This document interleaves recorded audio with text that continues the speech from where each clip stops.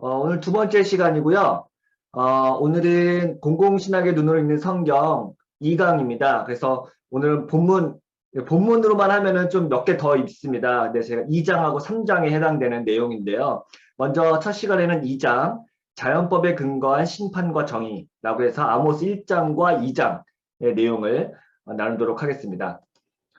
제가 처음에는 그 에우디프론 딜레마라고 해서 이게 이제 그 소크라테스의 대화편, 플라톤의 책 제목이기도 하거든요. 근데 거기에 이제 이런 내용이 나와요. 이건 실제로 이제 그 윤리학에서 많이 다루는 내용인데, 신이 선하다고 명령했기 때문에 그것이 선한 것이냐, 아니면 본래 그것이 선하기 때문에 신이 그것을 선하다고 인정한 것이냐, 뭐 이런 딜레마라고 합니다. 거기에는 이제 원래 원문에는 가치 있는 것, 뭐 이런 걸로 표현된 걸로 제가 알고 있는데, 이것이 이제 신학적으로 이용돼가지고 굉장히 이제 많이 이야기를 하고 있어요. 요즘 최근까지도 계속 논의되고 있는 주제 중에 하나입니다. 그러니까 잘 보시면요. 어떤 우리 사회에 보편적인 법이 있는데, 하나님이 그것을 선하다고 명령했기 때문에 이 법이 사람들한테 유효한 거냐, 아니면 신 외에 이 자연법이 따로 있는데 하나님이 그것을 인정하고 승인한 그걸 보고 인식해서 선하다고 한 거냐, 뭐 이런 것입니다.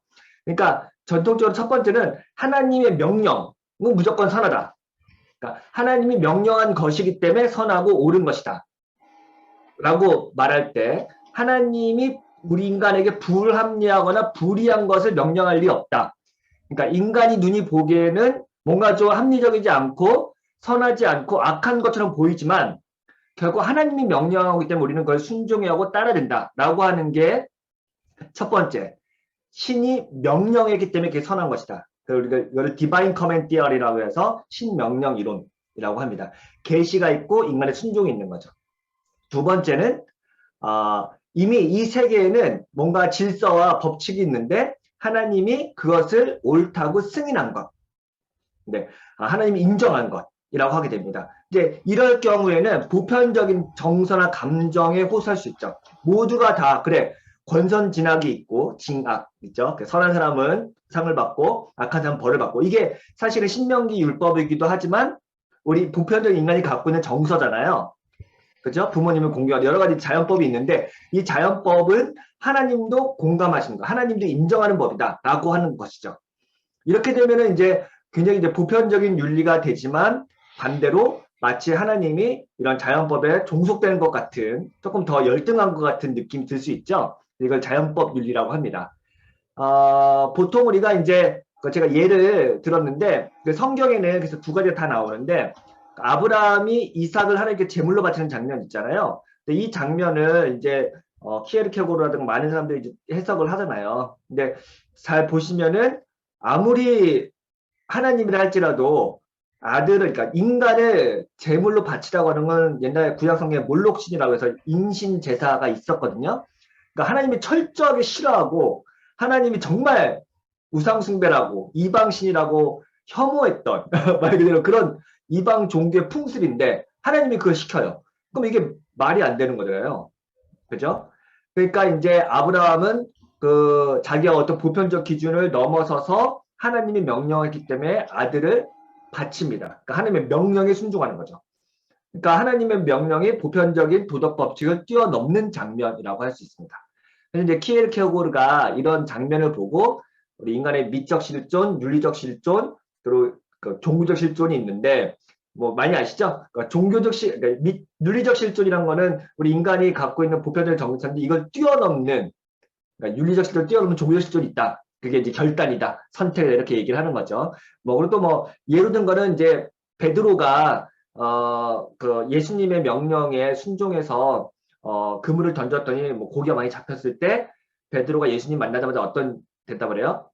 주여 나를 떠나소서 나는 죄인이로소이다 라는 말을 하잖아요. 그러니까 절대적 그 존재 앞에서 자신을 이제 돌아보게 되는 그 종교적 실존, 이런 예를 많이 들거든요. 그러니까 이런 인간의 뭐 한계나 경험을 뛰어넘는 하나님의 명령, 이런 것들이 이제 여기에 해당되고, 사실은 오늘날까지 뭐 칼바르트라든가 보네퍼라든가 혹은 뭐 이런 것들, 이런 분들의 어떤 신학 베이스에는 신명령 이론이 담겨져 있습니다.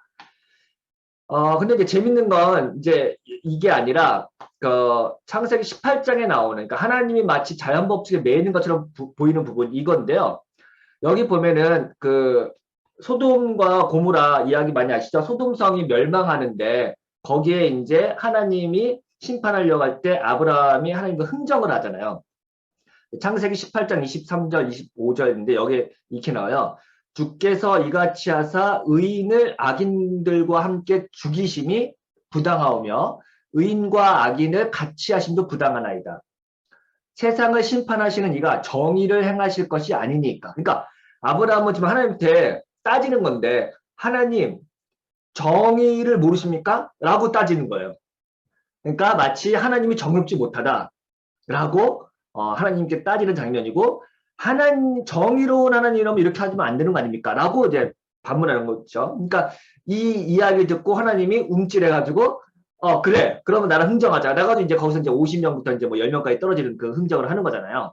이 장면에서는 마치 하나님이 명령했지만 아브람과의 흥정을 통해서 하나님의 뜻을 돌이키시고 어떤 보편적인 법칙에 하나님이 순응하신 것 같은 모습이 보이죠. 이런 거를 통해서 우리가 자연법이라고 하는 하나님이 아까 제기했던 신명령 이론과 자연법 이런 두 가지가 동시에 성경에 나와 있다라고 이야기를 하는 것이죠. 네. 제가 이제 공공신학에서 이야기하려고 하는 부분이 이런 겁니다. 신명령 이론, 하나님의 명령 이런 거는 사실은 우리가 신학적 윤리학에서 많이 다루는 거기도 한데 공공신학을 할 때는 이미 모든 사람이 보편적으로 갖고 있는 정서라든가 정의감이라든가 혹은 합리적 준칙 뭐 이런 것들이 공유되는 것. 그러니까 예수 그리스도라든가 이스라엘 백성들에게만 적용되는 윤리가 아니라 이방 사람들이나 모든 사람들, 하나님을 모르는 사람들까지도 충분히 납득 가능하고 설득 가능한 어떤 법칙을 성경에서도 우리가 도출할 수 있을까라고 하는 문제의식. 그래서 자연법을 통해서 어떻게 기독교 윤리를 도출할 수 있는가. 요게 이제 중요한 겁니다. 그래서 제가 여기 썼지만 그 성서 저자들은 하나님이 선언하셨거나 계시하셨던 것이 아니라 사회 속 인간의 삶의 본질에 기초한 명백한 것으로부터 논의를 전개하기도 한다. 그래서 기독교 윤리의 근거를 반드시 신학적 토대, 신학적 토대라고 하면 계시라고 할 수 있습니다. 우리가 뭐 하나님의 말씀이라든가 계시라고 한다고 하면 거기서부터 찾는 것보다 그와 상관없이 인간의 도덕적 합의에서 도출할 수 있다라고 한다면 물론 성경 자체가 이 전부가 다 하나님의 계시잖아요.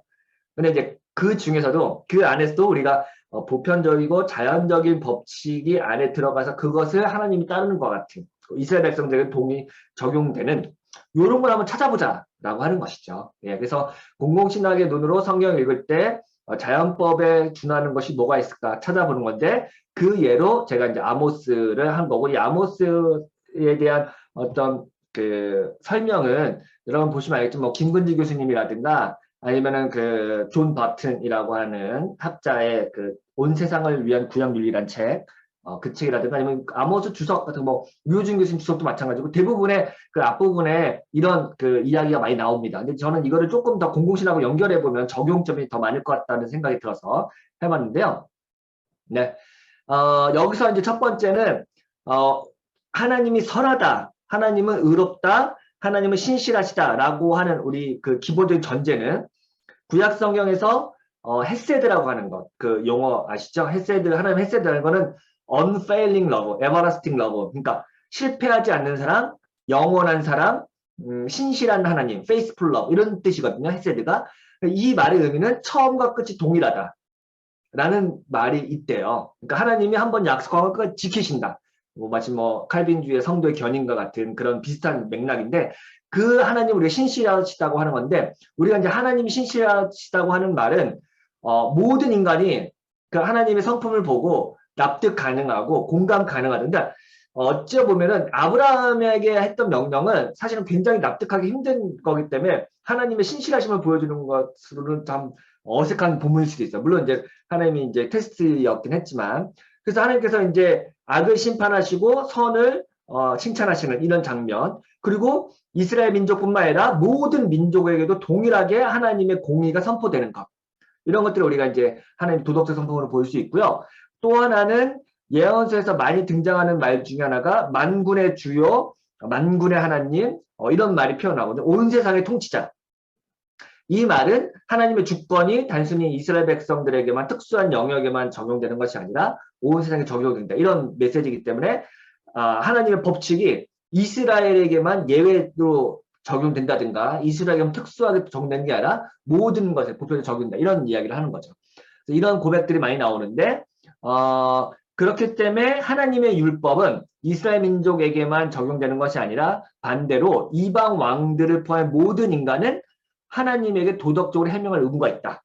네, 그래서 어떤 인간도 하나님을 속일 수 없고 하나님은 공의로 심판하신다. 이 메시지가 이제 자연법 윤리에서 굉장히 중요할 수 있겠다라고 하는 거죠. 예. 그래서 이제 제가 이제 볼 건데 구체적으로 열방 심판 신탁 Oracles Against the Nations 해가지고 OAN이라고 하는 약자로 부르는데 이게 구약 성경의 예언서에서 다 등장합니다. 그래서 심지어는 뭐 예레미야, 에스겔, 이사야 다 나오는데 굉장히 많은 분량이고 여호와 하나님께서 이스라엘 민족도 심판하시지만 열방을 심판하는 장면이 나와요. 이제 이게 이제 중에 특히 이제 아모스 같은 경우에는 그 1장, 2장의 이제 열방 심판. 그러니까 사실은 굉장히 재밌는 게 8개의 나라들, 거의 유다하고 이스라엘 포함해서 하나님이 심판하시는데 그 6개의 이방 민족들을 하나님이 차례차례 심판하시고 그 다음에 이제 조금씩 조여 오는 거죠. 유다를 심판하고 마지막에 이스라엘을 심판하는 장면이 1장, 2장의 내용입니다. 근데 여기서 이제 그 열방을 심판하는 내용이 하나님이 단지 이스라엘이라고 하는 자그마한 나라의 민족신이 아니라 온 세상을 창조하신 하나님이라는 사실을 알려주고 이스라엘과 별 상관없어 보이는 나라들 사이에 전쟁이 일어나거나 뭐 심판이 있을 때 그들에게도 동일하게 하나님께서 도덕 법칙으로 심판하신다는 것을 보여주는 거죠. 예. 왜냐면은 이제 아모스 2장 1절 한번 제가 읽어볼게요. 여호와께서 이와 같이 말씀하시되 모압의 서너 가지 죄로 말미암아 내가 그들을 돌이키지 아니하리니 이는 그가 에돔 왕의 뼈를 불살라 죄를 만들었습니다. 네. 그러니까 이게 보세요. 하나님께서 모압을 심판하는데 모압이 어떤 죄냐면 모압이 에돔 나라와 전쟁을 해서 그들을 사륙하고 죽였는데 에돔 왕의 뼈를 불살라서 태워버렸대요. 그러니까 죽은 시체를 굉장히 비인도적인 아주 잔인한 방식으로 취급한 거죠. 근데 이것 때문에 하나님이 심판을 내리신대요. 그러면은 우리가 어떻게 생각할 수 있냐면 그래서 모압과 이스라엘의 관계, 에돔과 이스라엘의 관계, 혹은 모압과 하나님의 관계, 에돔과 하나님의 관계 이런 관계가 아니라 모압이 에돔을 비인도적으로 취급한 것에 대해서 하나님께서 심판하시는 거죠. 그러니까 심판의 내용이 하나님의 언약도 아니고 하나님의 계명도 아니고 하나님의 율법도 아니고 그렇다고 이스라엘 민족에게 해코지했던 어떤 그것 때문에 하는 것도 아니고 단순히 비인도적인 행위. 그것도 나라와 나라들. 이방 민족들 지들끼리 서로 비인도적으로 전쟁을 치렀던 것 그 자체를 갖고 하나님이 심판하신다는 거죠. 그러니까 하나님은 이스라엘의 경계 밖에서 일어나는 이방 민족들 사이에서도 하나님의 도덕적 권위는 인정되는 거고, 그러니까 뭐 그들이 인정하든 안 하든 하나님께서 그들의 그 도덕적인 성품이라든가 도덕적 태도를 갖고 하나님께서 심판하시는 거죠. 심지어는 이스라엘이 가장 싫어하는 원수 나라들의 역사 안에서도 하나님은 활동하고 계십니다. 하나님의 도덕적 권위는 그가 선택한 백성 이스라엘을 넘어 온 세상에 미치고 있죠. 이 사실이 왜 중요하냐면 그동안 이스라엘을 향한 하나님의 심판은 주로 그들이 하나님의 언약을 지키지 않고 하나님과 신실한 관계를 맺지 못한 것에 대한 질책이었죠. 여호와의 율법을 지키지 않았기 때문에 예언자들이 비판의 목소리를 높였던 것이죠. 그런데 아모스의 열방 신탁에서는 언약 이행에 대한 내용이 전혀 등장하지 않습니다. 네. 그러니까 이방 민족의 죄는 철저히 보편적인 정의를 실행하지 않은 것. 근데 이제 하나님과 아무런 관련이 없는 이방 민족의 입장에서는 억울할 수 있겠죠. 이스라엘이야 자기들이 섬기는 신의 명령을 어겼기 때문에 심판을 받는다 하더라도 여호와와 아무런 관련도 없는 이방 민족의 입장에서는 생뚱맞게 심판을 선고받으니까 당황스럽지 않을까. 이렇게 제가 좀 재미있게 써봤습니다. 하지만 그 심판의 내용을 자세히 보면은 비록 이들이 하나님과의 언약의 근거에서 죄를 지은 건 아니다 할지라도 이들의 행위 자체가 반인륜적이고 반도덕적이라는 걸 알 수가 있는 거죠. 그래서 이제 다시 이제 아모스 1장부터 차례대로 심판의 내용을 보면은 뭐 다메섹은 길앗 사람을 매우 잔인하게 다루되 마치 타당마당에서 곡식을 타작하듯이 그를 타작했다. 블레셋 족속과 두로 족속은 대규모의 강제 추방 정책에 연루되어 있었다. 두로는 국제조약, 곧 형제의 계약을 깨뜨렸다.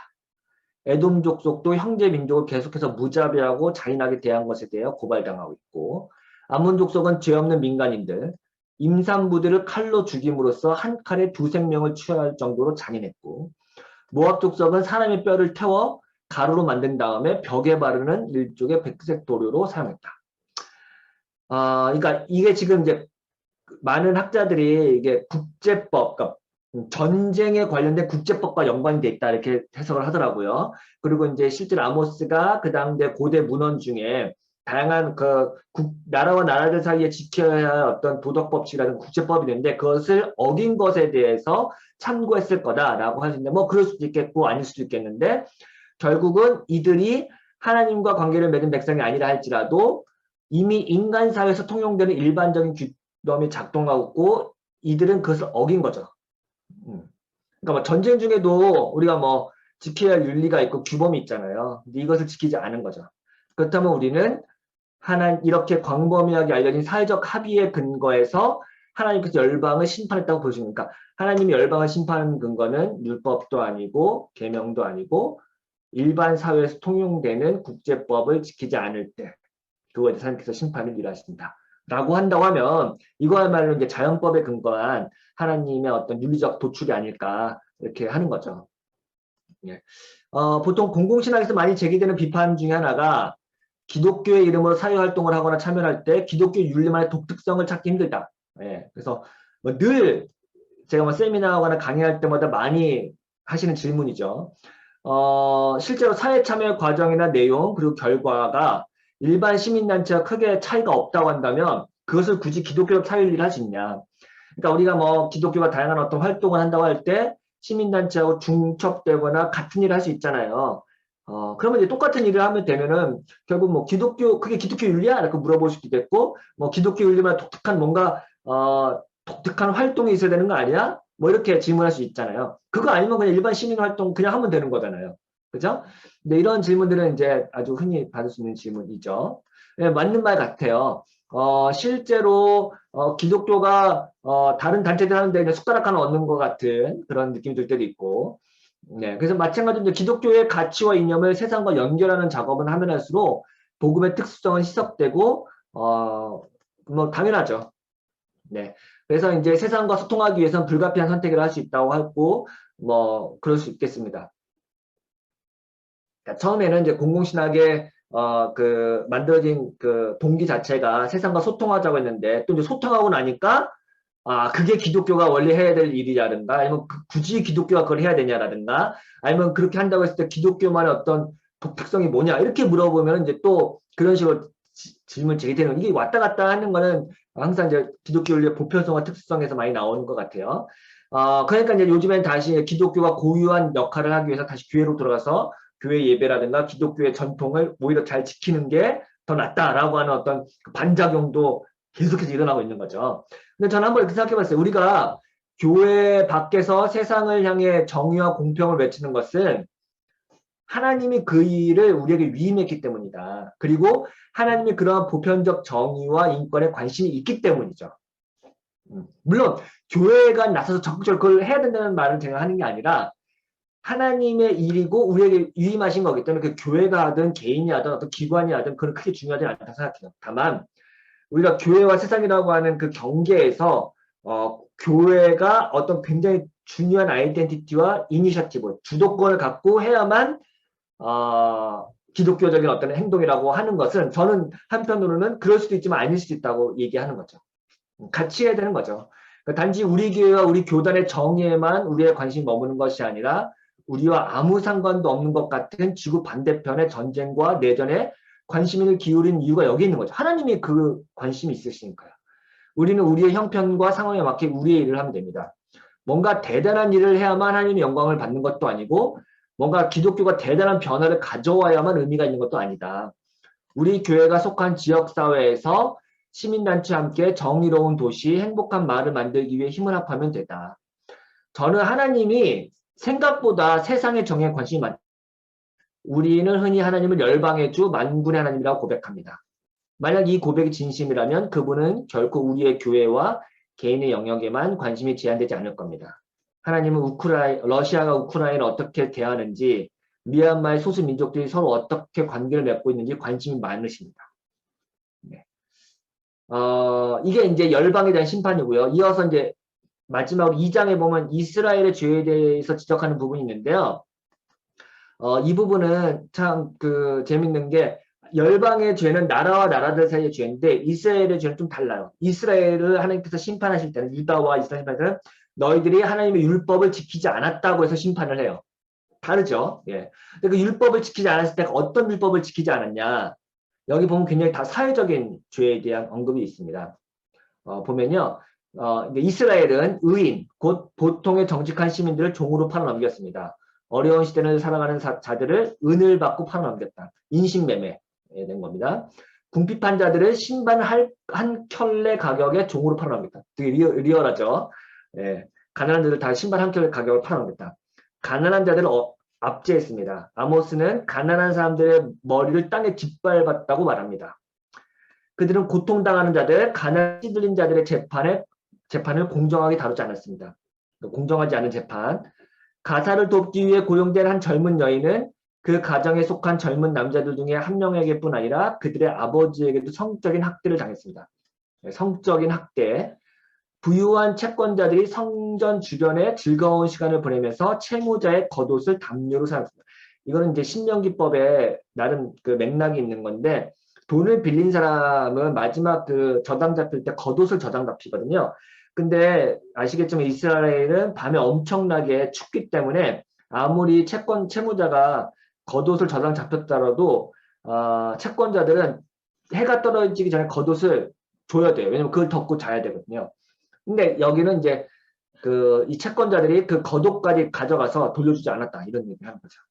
가난한 농부는 자신이 생산한 포도주를 벌금으로 냈습니다. 그런데 자신의 포도주 저장 창고에 풍요한 포도주를 간직하고 있는 자들이 함부로 그 포도주를 마셔버렸다. 그러니까 이제 세금을 자기는 마음대로 약탈한 사람들의 이야기입니다. 그러니까 이거는 굉장히 이제 리얼하잖아요. 그러니까 이스라엘 백성들이 저지른 죄는 훨씬 더 우리의 마음을 아프게 한다고 생각하는데 아무래도 나라와 나라 사이에서 벌어지는 국제 범죄에 비해서 이스라엘의 죄는 개인에 대한 억압과 압제가 두드러지기 때문이죠. 이스라엘의 범죄는 훨씬 더 개인적이고 구체적이죠. 대부분 사회에서 가난한 자, 힘없는 자, 연약한 자들을 어떻게 무시하고 괴롭혔는지 그리고 이들을 상대로 모욕적인 행동을 했는지 이야기합니다. 한마디 수치심을 느끼게 한 거죠. 이런 대부분은 사회적 관계 속에 일어나는 죄죠. 뭐 6절, 7절 쭉 이렇게 설명을 했고요. 율법에 언급한 약자들에 대한 보호법이 모두 무시되었고 처참하게 뒷밟히는 죄들이 언급되고 있습니다. 이런 죄들이 모두 사회적인 죄이며 혐오와 비난과 무시의 죄일 수 있습니다. 저는 이제 여기서 이스라엘에게 언급한 하나님의 죄, 그러니까 하나님 언급한 이스라엘 죄는 나라와 나라 사이에는 얼굴 대 얼굴로 만나는 범죄가 아니에요. 그렇죠? 전쟁을 하는 사람들은 굉장히 추상적인 이데올로기로 전쟁을 하거든요. 그러니까 실제로 내가 죽이는 사람의 얼굴을 보고 죽이는 게 아니죠. 그죠? 근데 이제 여기 지금 이스라엘 민족들의 죄는 진짜로 내가 돈 빌린 사람의 옷을 가져가는 거고요. 내가 지금 이 사람을 신발 한 켤레 팔아버리는 거고요. 지금 우리 집에 일하러 온 여성을 성적으로 학대하는 거예요. 그러니까 이건 전부 다 얼굴을 보고 하는 범죄입니다. 그러니까 이거는 수치심과 혹은 혐오와 비난, 무시 다 작동하는 거죠. 그래서 우리가 직접 대화면에서 만나는 구체적인 타자에게 젖은 악행에 대해서 가차없이 고발하는 거죠. 네. 존 바튼이 뭐라면 구약의 저자들은 보통의 사람들이 가지고 있는 공유된 도덕감을 호소한다고 얘기합니다. 인간이 가지고 있을 법한 연민과 사랑의 감정. 그러니까 저는 예서 아까 여기 했던 이스라엘이 범한 이 죄들 읽어보면은 정말 리얼하잖아요. 그리고 막 진짜 어쩜 이럴 수가 있어 라고 할 수 있잖아요. 되게 구체적이고. 그러니까 이걸 보면서 누구나 다 정말 못됐다, 정말 나빴다, 정말 혼 좀 나야 된다 이런 생각이 들잖아요. 그러니까 굉장히 도덕적인 감정을 불러일으키잖아요. 이게 굉장히 이제 힘든 거죠. 그래서 결국은 예언자들은 이런 심판을 이야기할 때 누구나 믿음이 없고 신앙이나 믿음이 없이도 누구나 수용할 수 있는 수준의 도덕감을 이야기하는 거죠. 전쟁의 비극으로 부모를 잃고 남편을 잃은 이들에 대한 연민, 나라를 잃고 떠돌이가 될 수밖에 없는 난민들의 딱한 처지를 안타깝게 여기는 거죠. 그러니까 이들을 보고도 얼굴을 보고도 우리가 그런 딱한 사정 몰랐어 이렇게 시침이 뗄 수 없는 거예요. 그러니까 로마서 1장에 모든 인간에게 하나님을 알만한 지식을 주셨다라고 하잖아요. 로마서 바울 사도가. 근데 동일하게 예언서를 읽으면서 이웃의 아픔과 고통에 공감할 수 있는 깊은 연민, 이 감정, 이 감각 역시 저는 이제 구약 성경을 통해서 예언서를 통해서 읽을 수 있다고 생각을 해요. 예. 그래서 이제 이런 낯선 얼굴, 그러니까 얼굴을 보면은 우리가 그렇게 죄를 덜 지을 수 있는데 우리 사회에서 이제 얼굴이 숨겨져 있는 일이 많이 있죠. 이런 것들도 제가 조금 적어봤고요. 그러니까 낯선 이들 직접 만나고 그들을 환대하는 것. 이게 오늘날 우리 시대의 교회가 주는 가장 적극적인 공공신학적 실천이라고 할 수 있다고 저는 생각합니다. 그래서 자신의 자리를 내어주고 타자를 맞아들일 수 있는 공간과 여유를 만드는 것 중요하죠. 그리고 직접 이웃의 얼굴을 보고 만나는 것 중요합니다. 만나서 그들의 이야기를 들으면 달라질 수 있습니다. 라고 적어봤습니다. 마지막으로 이제 오늘 제가 하려고 했던 본문하고 연결된 건 아닌데 아모스서 5장에 보니까 이런 말씀이 있어요. 5장 14절 15절인데요. 제가 한번 읽어보겠습니다. 악한 일을 버리고 선한 일을 구하라. 그러면 너희가 살 것이다. 너희가 말한 것 같이 만군의 하나님 여호와께서 너희를 도우며 함께 하실 것이다. 악한 일을 미워하고 선한 일을 사랑하라. 성문 재판 자리에서 정의를 세우라. 혹시 만군의 하나님 여호와께서 요셉의 남은 백성들에게 자비를 베푸실지 모르겠다. 라고 이야기합니다. 조금 읽어볼게요. 가난한 사람이 아무리 열심히 일해도 인간다운 삶을 살 수 없게 만드는 구조가 있다면, 혹은 옳은 사람이 아니라 힘이 있는 사람이 이기게 만드는 악한 법이 있다면 그것을 바꾸어 놓는 것이 악을 미워하고 선을 사랑하는 거겠죠. 이런 죄를 극복하고 멀리하는 장소가 어디냐? 성문입니다.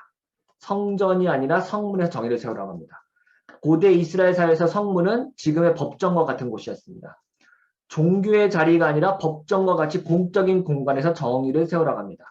아모스는 그래야 우리가 살 수 있다고 말합니다. 하나님의 정의가 반드시 성서를 통해서만 선포될 필요는 없습니다. 십계명과 산상수훈을 통해서만 사회정의와 신학적 윤리학을 도출할 필요도 없습니다. 하나님은 세계인권선언이나 유엔기구 변화협약을 통해서도 자신의 비전을 보여주실 수 있습니다. 왜냐하면 저는 만군의 하나님이기 때문이다. 라고 생각합니다. 그러니까 여기서 성전이 아니라, 그러니까 성전으로부터 흘러나오는 윤리가 아니라 성문 밖에 재판의 자리, 그러니까 세속적인 재판의 자리에서 하나님이 정의를 세워라. 그러면 너희가 살 것이다. 라고 말하는 부분이 우리가 예를 들어서 교회, 그러니까 기독교라든가 성서로부터 도출된 어떤 윤리적 메시지라든가 어떤 윤리적 정당성이 아닌 이미 세속법, 뭐 대한민국 헌법이라고 합시다. 뭐 세계 인권선언이라고 하고 뭐 다양한 기후협약 협약이 있습니다. 이런 세속적인 법을 통해서도 하나님께서 거기서 정의를 행하라. 그래야 너희가 산다라고 하는 어떤 그러니까 뒤집히는 방식으로도 한번 이야기할 수 있지 않을까. 뭐 이게 좀 너무 과한 해석일 수도 있고 확대된 해석일 수도 있겠는데 그 아모스 5장의 말씀을 통해서는 우리가 세속적인 그 법정에서조차도 정의를 행하지 않으면 안 된다라고 하는 것이 아모스서에서 보여주는 자연법에 대한 굉장히 중요한 통찰이 아닐까 이런 생각을 해봤습니다. 이 메시지의 내용은 우리 하나님이 어떤 분인가에 대한 이야기죠. 그러니까 결국은 신학이죠. 그러니까 하나님은 어떤 분이시다라는 것을 알려주는 거고 또 하나 이제 제가 들으면서 생각해 보니까 우리 내부에서 정의를 얘기할 때, 그러니까 하나님을 믿는 백성들 교회 안에서 정의를 할 때는 우리가 하나님의 율법을 지키지 않았어. 그래서 우리가 뭐 회개해야 돼 이런 메시지 전할 수도 있고, 그걸 봐봐 성경에 이렇게 나왔어 우리 이렇게 얘기할 수 있겠죠. 근데 우리가 이제 이거 말고 세상에 나가서는 이 얘기를 할 수가 없잖아요. 그러니까 여기 그 아모스 1장에 나왔던 것처럼 너희들 왜 그렇게 니네 이 세속법을 잘 지키지 않아서 우리 그거 갖고 같이 얘기할 수 있다는 거죠. 그러니까 그것도 역시 하나님께서 만드신 법이고 하나님께서 인정하시고 하나님께서 그거 자체를 갖고 이야기하시니까 우리는 언어를 이제 두 개를 쓰는 거죠. 그러니까 이게 이제 반드그루넨이라고 기독교 정치학 하는 분들이 이제 많이 하는 건데, 그러니까 기독교 내에서 우리는 따로 우리의 언약이 있고 언약 백성에서 하는 게 있지만 세상에 나가서는 그렇다고 우리가 아무 말 못할 건 아니죠. 우리도 세상에 나가서 동일하게 대한민국 시민으로서 대한민국 헌법이 동일하게 적용되고 거기서는 이제 법 잘 지키자고 얘기하는 거고, 그건 하나님과 아무 상관이 없다고 하는 것이 아니죠. 우리한테는 상관이 있는 거죠. 근데 물론 거기서 하나님 얘기할 건 아니지만, 그러니까 그런 의미에서는 이제 약간 이중적인 잣대 뭐 그렇게 해가지고 할 수는 있을 것 같다는 생각이 들어요. 그러니까 예를 들어서 제가 그 마지막에 그 마태복음에서 예수님의 윤리도, 그러니까 응보적 정의에서 회복적 정의 얘기하려고 했는데요. 비슷한데요. 예를 들어서 가난한 자들 억압하지 말고 그들을 특별히 더 돌보라 라고 하는 게 만약에 기독교에서 말하는 특수한 윤리라고 한다면, 이 윤리가 세상 윤리, 세상의 정의의 관점에서 잘 먹혀 들어가냐 아니면 충돌을 일으키냐. 저는 충돌을 분명히 일으킬 수도 있고, 아니면 세상적인 보편적인 정서도 그래 가난한 사람 잘 돌봐줘야지, 그게 학대하면 안 되지, 이런 감각이 있을 수도 있어요. 근데 아닐 수도 있거든요, 일단은. 근데 이제 그런 부분에서 만약에 기독교 윤리의 독특성을 아까 이스라엘 민족의 심판 내용으로 잡는다고 한다면, 우리가 이제 그걸 가지고 세상을 향해서 우리의 관점은 이래, 우리가 갖고 있는 기독교 윤리의 관점은 이런 윤리야, 그래서 이렇게 법을 이렇게 했으면 좋겠어라고 말한다고 할 때, 그게 나름대로 기독교의 독특성이 전 될 수도 있고, 한편으론. 근데 이 독특성이 보편성하고 연결될 수도 있고요. 아니면 불화를 일으킬 수 있다고 생각해요. 근데 그게 정확하게 이제 나중에 이제 마태복음의 예수님의 율법, 그러니까 응보적정이라고 하는 거는 오늘 우리가 사법정의에서 도둑질을 하면 형을 몇 년을 때리잖아요. 이게 응보적정이거든요. 심판을 내리는데. 근데 이거를 그냥 용서해 주는 거. 이거를 이제 그 예수님의 신약에서 이제 많은 학들이 회복적 정의라고 해가지고 완전 바꾸어 버리는 건데, 이게 기독교의 되게 독특한 점이다 라고 하고, 이게 특수윤리라고 하거든요. 근데 이게 이제 우리 사회에서 적용될 수도 있고 안 될 수도 있고 뭐 그런 것 같아요. 그래서 아까 말씀하신 것처럼 만약에 구약 전통에서도 계속 이어져 내려오는 가난한 자들에 대한 어떤 특별한 관심과 돌봄이 기독교만의 전통적이라고 한다면, 이것을 우리가 좀 이렇게 잘 만들 필요도 있는 것 같다는 생각이 들기도 하네요. 그래서 뭐 오늘날 비즈니스 윤리에서 혹은 세계 무역의 관계에서 윤리적이라고 했을 때, 그 윤리와 만약 기독교가 독특하게 가난한 자들에 대한 어떤 돌봄으로 만들어진 어떤 그 윤리가 잘 안 맞을 수도 있겠죠, 어떨 때는. 혹은 뭐 그때는 이제 더 심각한 고민이 필요할 수도 있을 것 같아요. 조율을 하는데 쉽진 않겠죠. 네, 비슷한데요. 이제 3장은 이방 땅에 임재하는 하나님입니다. 그래서 에스더서, 다니엘서, 요나서 되게 많이 하는데, 제가 이 부분은 리 비치의 유배된 교회를 많이 참고했어요. 근데 이제 그 내용을 제가 조금 더 각색을 해가지고 좀 여러 가지 만들었는데요.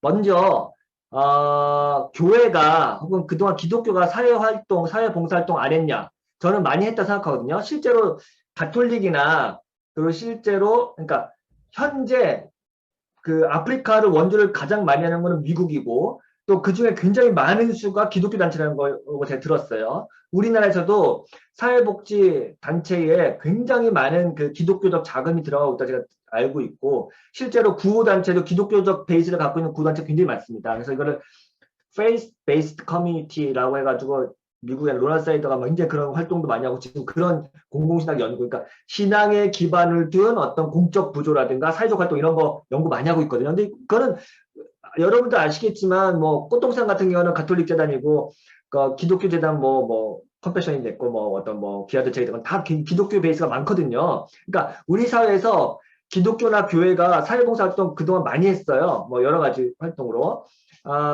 물론 이제 최근에는 다소 주춤한 영역도 있고 여러 가지인데, 일단은 제가 조금 비판적으로 보는 거는, 결국 교회가 규모가 커지면 어린이집 만들고 노인복지센터 만들고 사회복지센터 만들어서 이제 굉장히 활동을 많이 하는데, 저는 그것 자체가 나쁜 건 아닌데, 결국은 우리 안에서 은연중에 어느 정도 규모가 커져야 사회활동도 할 수 있고 사회에 선한 영향을 끼칠 수 있다고 하는 어떤 규모의 경제가 이미 내장돼 버리는 거죠. 또 하나는 교회가 주도적으로 그런 일을 할 때 결국은 이게 이제 전도의 수단, 교회 성장의 수단이 되는 거고, 한편으로는 교회가 모든 사회활동을 장악해 버려야 된다라고 하는 어떤 승리주적 관점도 내재할 수 있겠다는 생각이 듭니다. 그래서 한편으로는 공공신학에서 많이 하는 거는, 교회가 이미 사회단체나 NGO 단체들과 파트너십을 연결해가지고 지금 이미 그 사회활동을 하고 있는 단체에 기독교가 힘을 보태주는 방식, 그리고 지원하는 방식, 이런 거를 많이 이야기를 하거든요. 그래서 이게 더 건강한 방식이라고 생각하고요. 그리고 이렇게 해야만 훨씬 더 기독교의 이미지가 더 좋아진다고 생각해요. 그러니까 되게 실용적인 관점에서도. 그러니까 교회가 규모가 커서 큰 교회가 뭐 엄청나게 막 그 뭐 어버이날 때 뭐 지역에 막 그 노인들 뭐 봉사활동하고 식사만 대접하고 굉장히 좋죠. 근데 이게 지역사회에서 그렇게 좋은 이미지가 아니에요. 어쩌면. 그 이제 그 동사무소에서 주인센터에서 사회복지 활동하시는 분들이 그들이 이제 하고 있는 어떤 그 차상위 계층이라든가 이제 복지 어떤 그 수혜자들 명단이 있고 혹은 뭐 도와줘야 될 뭐 장애인들 여러 가지 있잖아요. 근데 이 돈과 인력이 필요한 곳에 교회가 지원을 해주는 방식으로 했을 때 굉장히 이 사회와 교회가 파트너십을 연결하면서 굉장히 좋은 일을 많이 할 수 있거든요. 근데 이런 방식을 저는 해야 된다고 생각하는 거죠. 예. 이게 되게 중요하다라는 생각이 들고요.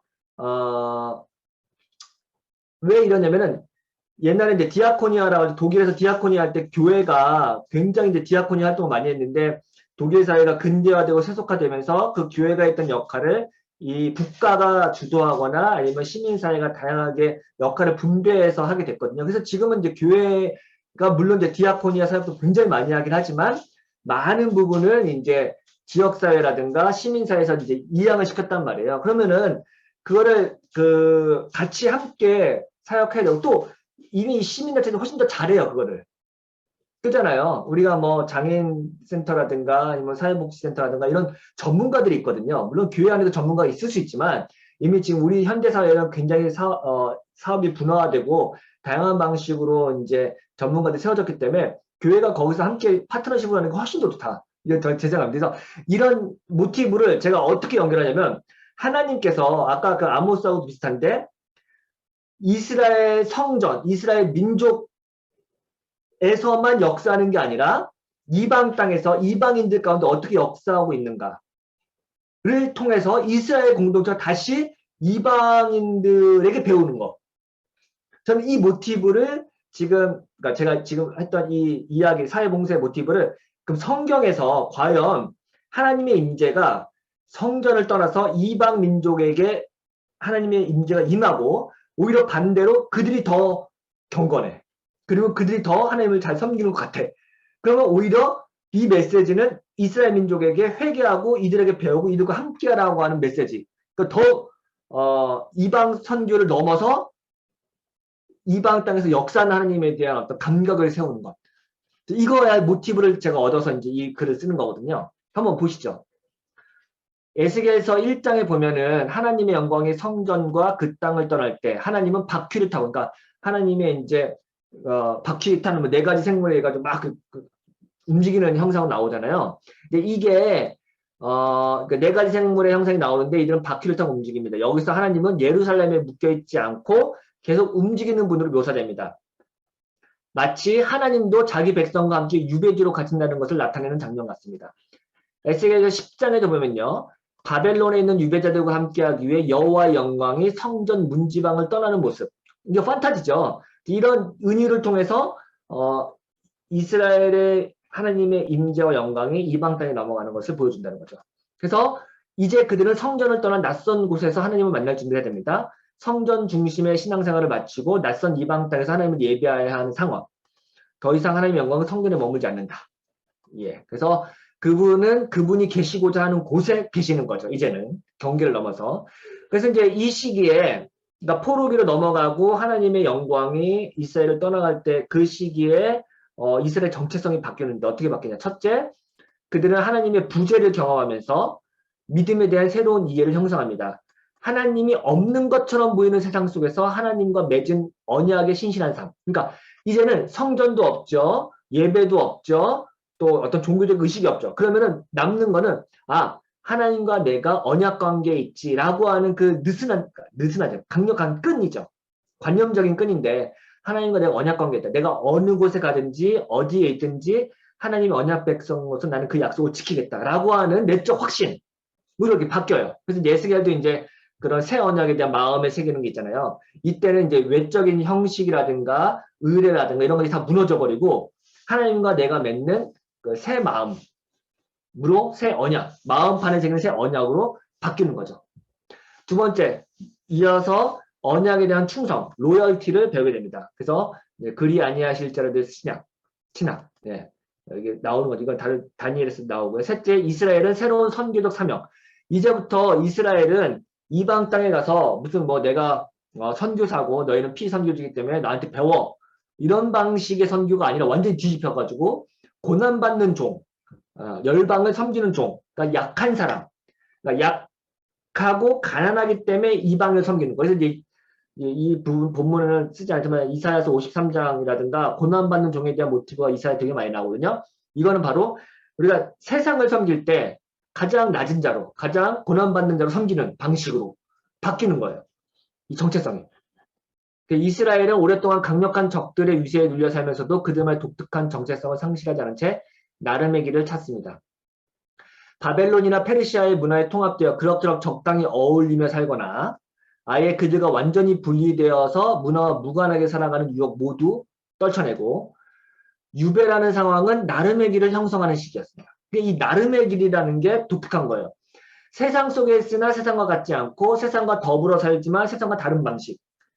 정답은 없습니다. 그냥 신실하게 현존할 뿐. 네, 이게 이제 제임스 헌터의 대안인데 저는 다시 한번 읽는데 너무 좋더라고요. 이게 이제 에스더 다니엘서입니다. 에스더의 핵심 메시지는요. 이방 땅에 숨은 상태로 임재하신 하나님입니다. 여러분 아시다시피 에스더서에는 하나님의 이름이 한 번도 언급되지 않아요. 하나님은 이야기 속에서 전혀 존재감이 없습니다. 없는 것처럼 보입니다. 마치 오늘날 신의 존재가 전혀 감지되지 않는 것 같습니다. 우리의 일상 대화에서도 정치 공방에서도 전혀 언급되지 않죠. 에스더의 행간을 잘 살펴보면 이런 상황에서 하나님은 누구를 통해 일하는지 보여줍니다. 에스더서를 보면 하나님이 직접 개입하셔서 뭔가 일을 한다든가 어떤 역할을 맡지 않습니다. 예전에는 그렇게도 자주 등장해서 이스라엘 백성에게 갈 길을 지시하고 해야 할 일을 명하셨던 분이 이제는 이방 땅에서는 벙어리가 되셔서 어떤 언급도 하지 않습니다. 답답하죠? 네. 뭐야 하나님 진짜 예루살렘에만 계시는 거였어? 이방 땅에서는 아무것도 못하시네. 힘도 없네. 맥을 못 치. 이렇게 느낄 수 있죠. 그러니까 하나님이 부재해. 이방 땅에 갔더니 하나님이 없는 것 같아. 그럴 때 이스라엘 백성들이 느끼는 그 좌절감과 충격 그리고 신학이 어떻게 바뀌냐. 이런 거죠. 근데 에스겔서 4장 14절 모르드게가 에스더에게 하는 말 뭐라고 하냐면 모르드게가 유대인의 구원이 에스더를 통해서가 아니더라도 다른 데로부터 올 수 있다고 이야기를 한대요. 그러니까 모르드게는 에스더를 설득할 때 지금 네가 나서지 않더라도 다른 민족을 통해서 우리가 구원받을 수 있을지도 모른다. 하지만 지금 너를 여왕으로 이 자리에 앉게 한 것은 하나님의 어떤 계획이 있을지도 있지 않냐. 그러니까 너를 지금 여왕으로 만든 것은 하나님의 계획이고 또 설령 그렇지 않지라도 너를 통해서가 아닐지라도 어떤 방식으로 하나님께서 뭐 섭리가 있을 거야. 우리는 잘 모르지만 이런 거죠. 그러니까 하나님이 이스라엘 민족을 직접 구원하는 게 아니라 다른 방식, 제3의 방식을 통해서도 하나님은 얼마든지 일할 수 있다는 걸 보여주는 거죠. 그러니까 뭐 소위 요즘에 만약 하나님은 사람을 통해 일하시고 또는 어떤 사건을 통해서 역사한다고 우리가 흔히 말하는 거잖아요. 그죠? 이런 거죠. 그래서 에스더서를 읽는 독자는 하나님이 비록 텍스트 속에서는 보이지 않지만 텍스트 이면에 보이지 않게 모든 과정에 개입하고 있다는 인상을 받게 되죠. 보이지 않게 일하신 하나님의 손길을 기대할 수 있는 거죠. 그러니까 다시 말할게요. 하나님 없는 세상에서 하나님을 어떻게 우리가 인식하고 하나님 앞에 살아갈 것인가를 보여주는 굉장히 세속적인 텍스트라고 할 수 있습니다. 그래서 이 에스더서는 이제 직접적인 방식이 아니라 간접적인 방식으로 하나님이 이스라엘 민족 가운데 역사하고 계시다는 사실을 보여주죠. 그러니까 그 영향력이 그러니까 하나님이 손길이 하나님의 역사가 즉시 분명하게 뚜렷하게 드러나지 않을지라도 하나님은 하셔. 뭔가 일을 하셔. 되게 설교 같네요. 오늘 제가 강의가. 이런 걸 보여준다는 거죠. 예. 그래서 결국 이스라엘은 뒤돌아보면서 그때 하나님이 그렇게 역사하셨구나. 그때는 모르지만 어떤 인간의 방법은 모르지만 고백할 수 있게 그러니까 회고해서 하나님의 역사를 인식할 수 있고 결국 하나님은 이스라엘 백성들은 하나님의 장소가 아니라 이 백성들의 세속적인 삶에서 어떻게 하나님의 언약을 붙들고 사느냐에 따라서 하나님께서 임재한다는 걸 알게 되고요. 구체적인 현실 속에서 내가 하나님의 뜻을 분별하고 결정하고 행동하는 순간, 구체적인 삶의 현장 속에서 하나님의 임재를 경험한다는 걸 보여주는 거죠. 근데 또 재밌는 거는 에스더가 하나님이 그냥 일하기만을 마냥 수동적으로 기다리는 것도 아니다. 적극적으로 해야 할 일을 합니다. 에스더는 적극적으로 자기가 여왕으로서 할 일을 해요. 위기를 타개할 방법을 구했고요. 그래서 어쩌면 자신의 지위와 권위를 잘 활용했다고 볼 수 있어요. 자신이 가지고 있던 공적 권력을 선용해서 자기 백성의 안녕을 추구하죠. 네, 이런 모습. 그래서 이제 그리스도인이 문화를 번역할 때 에스더를 통해 배울 수 있는 하나의 모델. 근데 평범해요. 문화 안으로 편입해라. 그러니까 문화와 대척하거나 문화를 저항하거나 문화를 개혁하거나 이런 게 아니에요. 예. 지금 우리 사회에서 그리스도인이 소수자로서 제가 아까 했죠. 포스트크리스천덤 시대에 기독교인이 문화에 저항하거나 문화에 대항하는 방식이 아니라 문화에 편입해요. 그 문화의 기준들을 사용해요. 자기 사회의 온전한 구성원으로서 역할을 감당해요. 이건 다니엘하고 에스더 똑같아요. 예. 그러나 자기 주변의 사람들과 뚜렷이 구별되는 겸손과 균형감을 가져가. 이 4번이 문제겠죠. 어떻게 이걸 할 것이냐. 몰라요. 에서도 몰랐고 다니엘도 몰랐어요. 이게 어떤 건지는. 방법이 있는 건 아니에요. 가이드가 있는 것도 아니에요. 하지만 그 상황 속에서 그들이 어떻게 세상을 온전히 살아가면서 또 온건하게 차별성을 가지면서 어떻게 이 균형과 겸손함을 갖고 갈까. 이게 이제 누구도 주어지지 않고 누구도 알려주지 않은 그냥 자기 나름의 방식, 자기 나름의 길을 만들어가는 거예요. 예, 그래서 이 방식을 제가 이제 베드로전서에서 좀 더 구체적으로 베드로전서는 전체다가 4장까지 말씀 모두다가 이 내용에 대해서 어떻게 그럼 구체적으로 너희가 선한 행실로 이방인들 가운데 그리스도의 복음을 전하고 하나님께 영광을 돌릴 것인가를 보여주는 베드로전서의 핵심이거든요. 이 부분도 이야기하려고 합니다. 다니엘도 마찬가지예요. 두 성경이 똑같은 점은 뭐예요? 모두 이방 나라의 궁전에서 일어난 이야기죠. 이방 제국과 유대 민족 모두의 유익을 위해 충실히 일하는 주인공이죠. 그러니까 유대 민족을 위해서도 일하고 이방 민족을 위해서도 일했죠. 둘 다 여왕이고 뭐 그 총리 되는 그 뭐 고위 관료 있잖아요. 그러니까 결정적으로 유대인이 이방 나라에 유배된 상황에서도 번성할 수 있음을 보여주고 유대인이 이방 땅에서도 얼마든지 성공할 수 있다는 사례를 보여줘요. 근데 이게 단순히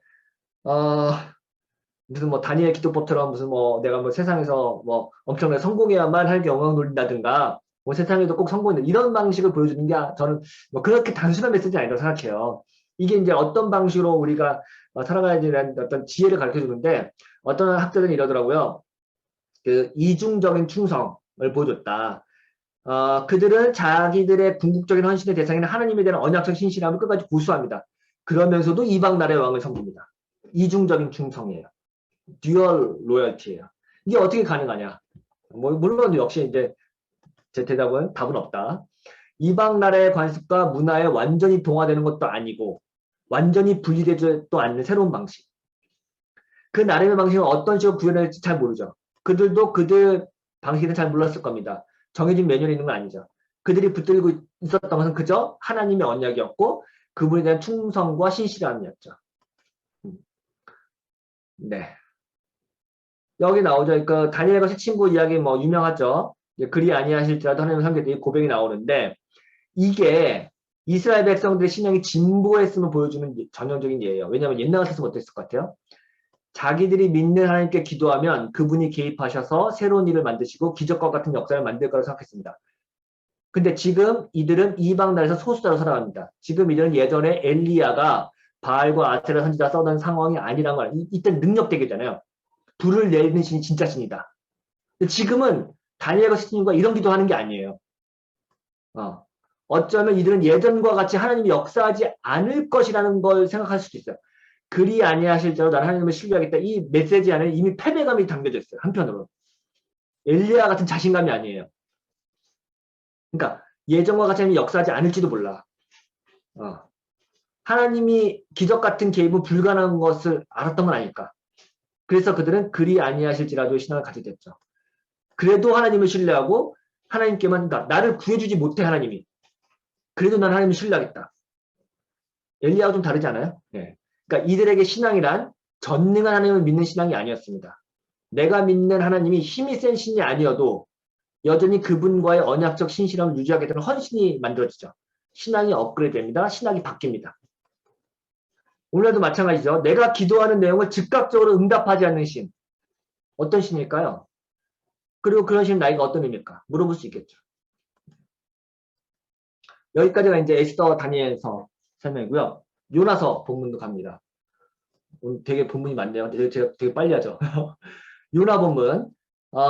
요나서도 굉장히 익숙한 이야기잖아요. 여러분 내용은 다 아시죠? 제가 굳이 설명 안 해도. 하나님이 이방 민족 가운데 어떻게 하시는지 또 그분의 자녀에게 어떻게 살아가라고 말하는지 보여주는 책인데요. 아까 얘기했지만 요나서의 메시지는 이방 민족을 향한 게 아니라 이스라엘 민족을 향한 거예요. 이 요나서 이야기를 들으면서 이스라엘 민족들이 자각하게 만드는 게 요나서의 메시지 핵심입니다. 그러니까 요나는 이스라엘 민족을 대표하고요. 그 배 안에 섰던 이방 선원들과 니느웨는 이방 나라를 대표하겠죠. 그럼 이 이야기를 들으면서 이스라엘 백성들은 요나를 보면서 어떤 생각할까? 그 배 안에 탔던 선원들을 보면서 어떤 이거를 이제 캐치하셔야 돼요. 하나님은 요나에게 니느웨에 가서 말씀을 선포하라고 명합니다. 하지만 요나는 그 명령을 거역하고 다시스로 가는 배에 올라타죠. 여러분 잘 아시죠? 물고기 밥이 되죠. 니느웨는 사실 이스라엘의 원수였던 아수르 제국의 수도였습니다. 그러니까 가고 싶지 않았겠죠. 니느웨는 폭력과 테러로 유명한 것이고 이스라엘 백성들에게는 악몽과도 같은 끔찍한 장소였습니다. 그래서 이제 3장인가 보면 큰 성읍, 대도시, 메트로폴리탄이라는 것을 알 수가 있어요. 그 당시에. 근데 아무튼 우여곡절을 거쳐서 요나는 여호와의 낯을 피해서 다시스로 가는 배에 올라타고 거기서 폭풍우를 만나게 됩니다. 근데 이 장면 잘 보면 이야기의 주인공은 요나가 아니라 배에 함께했던 선원들인 것만 같습니다. 이들의 말과 행동을 잘 보면 선원들은 경건하고 평화로운 사람들이었다는 거죠. 먼저 배에 탔던 선원들은 다양한 배경을 가진 타민족 사람. 왜냐하면 이들이 각자의 신에게 기도하잖아요. 그러니까 완전 다민족, 다종족 선원들이 모인 거예요. 그러니까 통상적인 이미지처럼 이 선원들이 거칠고 억센 사람이라 상상할 수도 있겠고, 뭐 영화에서 보자 뭐 범죄자들이 막 탔을 수도 있겠죠. 아무튼 이들은 폭풍우가 일어나자 두려워하면서 각자 자기의 신에게 기도하고요. 그리고 갑판 위에 올라서 자기가 해야 할 일을 합니다. 도축을 막 올리고 막 오만 가지 일을 하게 물 퍼내고. 반면 요나는 그 절박한 순간에도 배 밑으로 내려가서 잠을 자고 있죠. 선원들은 갑판 위에서 어떻게든 배를 살려보려고 했었지만 요나는 전혀 어떤 행동도 하지 않습니다. 선원들은 탄 이들을 살려보겠다고 안간 힘을 쓰는데 요나는 삶을 포기한 채 아무 일도 하지 않죠. 자, 기도하는 선원들, 요나의 방관, 무기력, 대조를 이루고 있죠. 심지어 요나가 자기를 바다에 던지라고 말하자 그들은 그럴 수 없다며 더 열심히 눈을 쳤습니다. 보세요. 요나는 낯선 사람이고 뜻밖의 탑승자인데 그를 희생시키기보다는 오히려 어떻게든 보호하고 돌보려고 합니다. 자, 그러면 누가 의인이에요? 선원들이죠. 인간적이고 인도주의적이고 어쩌면은 낯선 이방인하고 더 환대하고 더 보호하려고 하잖아요. 경건하고 성실하고 인정 많은 사람은 요나가 아니라 이방 선원들이죠. 요나가 이스라엘 백성들을 대표하고 선원들이 세상 사람들을 대표하는 인물로 묘사된다면 우리는 이 이야기에서 묘한 대비를 발견했습니다. 요나는 위급한 상황에서 배를 구하기 위해 어떤 일도 하지 않고 그저 선원들의 요구에 마지못해 반응하고 대답하죠. 되게 수동적인 인물로 나오죠. 오히려 배를 구하고 사람을 살리려고 애쓴 사람은 선원들입니다. 자, 여기서 이 배를 우리 세상이라고 생각해 봅시다. 그러니까 이 세상에 위기가 차고 지금같이 재난이 일어나고 했을 때 오히려 세상 사람들이 이 사회의 안녕과 복지를 위해서 엄청나게 애쓰를 써요. 기도도 해요. 그리고 막 사람들 막 살리려고 도와주고 있어요. 근데 요나는 아무것도 안 하는 거예요. 말뿐인 신앙, 죽은 신앙. 반면 사람들은 공경을 때 기도할 줄 아는 사람들, 위기 왔을 때 힘을 모아 그들이 할 수 있는 일을 하는 실천적인 사람들. 또 마지막에 더 충격인데 그들은 참 하나님에 관해 무언가를 배우게 되자 그들의 주께 기도하며 희생자를 드렸죠. 그러니까 요나를 바다에 떨어뜨리니까 폭풍과 잠들었잖아요. 그러니까 그러고 나서 이 사람들이 여호와 하나님께 기도하잖아요. 성숙한 사람, 종교적으로도. 니느웨 백성도 마찬가지죠. 그들은 요나의 메시지를 듣고 바로 금식을 선포하고 철저한 회개를 했죠.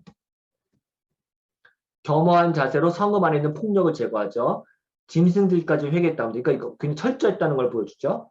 니느웨 왕의 모습도 인상적이죠. 그 역시 요나가 탔던 배의 선장과 마찬가지로 백성들을 아끼고 돌보는 일에 상당히 신경을 쓰고 있습니다. 하나님의 진노로부터 벗어나기 위해서는 어떤 일도 하겠다는 책임감이 보입니다. 자기 백성들의 안전과 복지를 위해 힘쓰는 모습입니다. 자, 이게 이 이야기를 보면서 이스라엘 백성이 어떤 생각을 했을까? 지금 우리는 어떤 생각을 하게 되나요? 이게 되게 불편한 거죠. 아니 뭐야 이거. 어쩌면은 하나님은 우리 안에 깃든 악함을 직면하고 우리와 전혀 생각이 다르다고 배척했던 이들 속에서 선함을 발견하길 바랬던 건 아닐까요? 세상 사람들의 착한 행동에 깜짝 놀라 자기들의 교세 협장에만 신경 썼던 이들을 돌아보게 만들려는 목적은 아니었을까요? 귀에 못이 박히도록 설교를 듣고 하나님의 말씀을 읽었지만 여전히 주변 사람들 돌볼 줄 모르고 사람들의 안녕과 평화를 도모하는 일에는 전혀 관심도 없었던 그리스도인들에게 뒤통수를 때리는 건 아닐까요? 하나님은 모든 이들을 편견 없이 사랑하고 심지어 우리와 생각이 전혀 다른 이들을 통해서도 자신의 메시지를 전할 수 있다는 걸 보여주는 건 아닐까 생각해보죠. 교회 밖 사람들과 그들이 하는 일을 우리는 어떻게 봐야 할까요? 우리보다 더 도덕적이고 더 청렴하고 더 경건한 이들이 있다는 사실을 인정하기가 쉽지 않죠. 여전히 우리는 요나처럼 자기만의 안전한 곳에 갇혀 폭풍우가 몰아치는 가판 위로 올라가길 두려워합니다. 사람들과 함께 문제를 해결하고 생명을 구하는 일에 미온적인 태도로 민기적거립니다. 여전히 내부인과 외부인을 나누고 우리가 하는 일과 저들이 하는 일을 구분지려 합니다.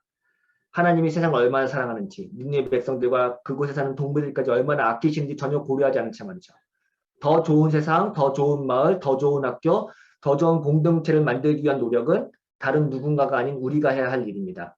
하나님의 백성은 이 일을 위해 부름받았습니다. 만약 우리가 이 사실을 깨닫지 못한다면 하나님은 세상 사람들을 통해서 이 소명을 알려주실 겁니다. 원래 너희들이 해야 할 일이 이런 거라고 하시면서 말이죠. 지금도 생명을 살리기 위해 고군분투하는 구호단체들과 복지사각지대는 일을 돌보고 책임지는 이들이 누려야 할 보편적인 인권을 위해 투쟁하고 힘쓰는 이들의 헌신과 노력을 통해 우리에게 말씀하고 있습니다. 교회의 사명이 무엇인지, 그리스도인의 사명이 무엇인지, 그리고 우리가 해야 할 일이 무엇인지 이들을 통해서 지금 하나님이 말씀하시고 있는 건 아닐까? 이런 생각을 해보게 되는 거죠. 저는 오히려 이제 이 이야기가 잘 전개되면 요나가 폭풍을 일으키는데 잠자지 말고 빨리 올라가서 선원들이랑 같이 기도도 하고 또 같이 막 물도 퍼내고 이렇게 하는 게 우리가 꿈꾸는 어떤 이상적인 모습이겠죠. 그러니까 기독교인이 지금 세상이 지금 이렇게 힘든데 같이 수혜 작업도 도와주고 뭐 같이 뭔가 활동을 하고 액션도 취하고 또 기도도 하고 뭐 이게 사실은 함께 이 운명 공동체를 타고 가는 사람으로서 해야 될 일이잖아요. 근데 이제 요나는 그걸 안 했잖아요. 그러니까 이제 이 메시지를 통해서 오늘 그리스도인들도 니네 자꾸 교회 안에만 갇혀서 가지 말고 나와서 같이 해라. 뭐 이런 약간의 그런 교훈적인 메시지로 이제 적용을 할 수도 있지 않을까 그런 생각이